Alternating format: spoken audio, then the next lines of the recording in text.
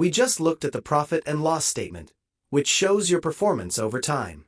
But if you want a snapshot of exactly what your business is worth right now, you need a balance sheet. It shows what you own, what you owe, and what's left for you.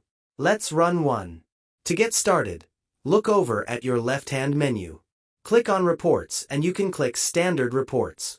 QuickBooks usually keeps the most important reports right at the top. Under your favorites, find the balance sheet and click to open it. If you can't find it, you can just search balance sheet in the search box.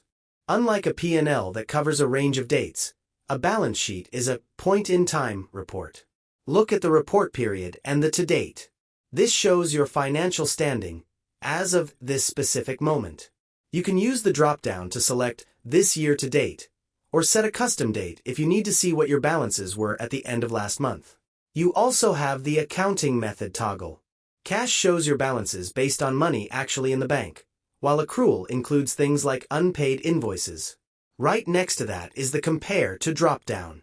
This is incredibly useful for seeing if your debt has decreased or if your assets have grown compared to the previous year. The report is divided into 3 main parts. At the top are your assets, that's your bank balances and equipment. Below that are liabilities, which are your debts and unpaid bills. At the very bottom is equity, which is the total value of the business owned by you. The balance in balance sheet comes from the golden rule of accounting. Your assets must always equal your liabilities plus your equity. Notice this little sparkle icon that says 3 Insights. If you click this, QuickBooks will give you a quick breakdown of your current financial health, like your current ratio, which tells you if you have enough cash on hand to cover your upcoming bills. It's a great way to understand the numbers without being a math expert.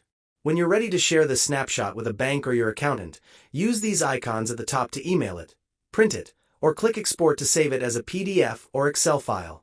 If this quick guide helped you out, drop a like, subscribe, and consider hitting that join button to support the channel. Thanks for watching, and I'll catch you in the next one.